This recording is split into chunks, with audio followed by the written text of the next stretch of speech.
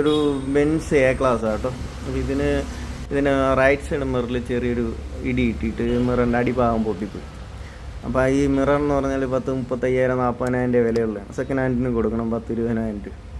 അപ്പോൾ നമുക്കിത് ചെയ്തെടുക്കാൻ പറ്റുമോ എന്നുള്ളതാണ് നോക്കേണ്ടത്. ഫസ്റ്റ് നമുക്ക് മിറർ ഊരിയൊക്കെ എടുത്തതിന് ശേഷം നമുക്കിതിൽ ഒരു മോൾഡ് റെഡിയാക്കി എടുക്കണം. മോൾഡ് എന്ന് പറഞ്ഞാൽ ഇത് ആ പൊട്ടിപ്പോയ പീസിൻ്റെ അതേപോലത്തെ ഒരു ഷേപ്പിലൊരു സംഭവം ഉണ്ടാക്കി എടുത്തിട്ട് അതിന് മീതെ ഫൈബർ ചെയ്യണം. ഫൈബർ ചെയ്തെടുത്ത് ഇതാണ് ഫൈബർ കേട്ടോ. ഫൈബർ അതിന് മീതെ ഫൈബർ ചെയ്തതാണ് ഈ കാണുന്നത്. അതിൻ്റെ ഷേപ്പിന് കട്ട് ചെയ്തൊക്കെ എടുത്തതിന് ശേഷം ഇതിന് ഫിനിഷ് ചെയ്യണം. അപ്പോൾ അതിന് മുമ്പ് ഈ മറ്റേ മിററുമായിട്ട് ഡിസൈനൊക്കെ സെയിം ആണോ എന്നുള്ളത് നോക്കണം. അപ്പോൾ അതിന് ശേഷം നമുക്കിത് ഒന്ന് ഈ ചെറിയ ഡാമേജുകൾ കാണുമല്ലോ, ചെറിയ കുഴിയും ഇതൊക്കെ, അത് പുട്ടിയിട്ട് ഫിനിഷ് ചെയ്ത് ഇതുപോലെ കറക്റ്റ് പ്രോപ്പറായിട്ട് സെറ്റ് ചെയ്തതിന് ശേഷം പിന്നെ നമുക്കിത് സ്ക്രൂ ചെയ്തിട്ട് തന്നെ ഇതിൽ പിടിപ്പിക്കണം. കാരണം ഇത് മിറർ റിപ്പയർ ചെയ്യണമെങ്കിൽ ഫസ്റ്റ് ഇളക്കേണ്ടത് ഈ കവറാണ്.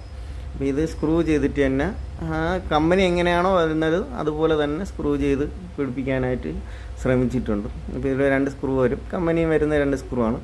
അത് ഏതാണ്ട് കറക്റ്റ് പ്രോപ്പറായിട്ട് ചെയ്തെടുത്തിട്ടുണ്ട്. അതിനുശേഷം പിന്നെ ഇത് ലെൻസിൻ്റെ മോട്ടറാണ്. ലെൻസ് എന്ന് പറഞ്ഞാൽ നമ്മൾ മിററാണ് കേട്ടോ. മിററിനെ ലെൻസ് എന്നാണ് പറയുന്നത്.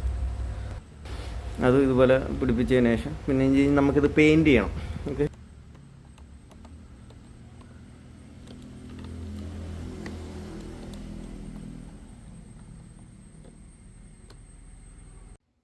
ഇതാണ് ഫിറ്റ് ചെയ്തതിന് ശേഷമുള്ള ഔട്ട്പുട്ട്.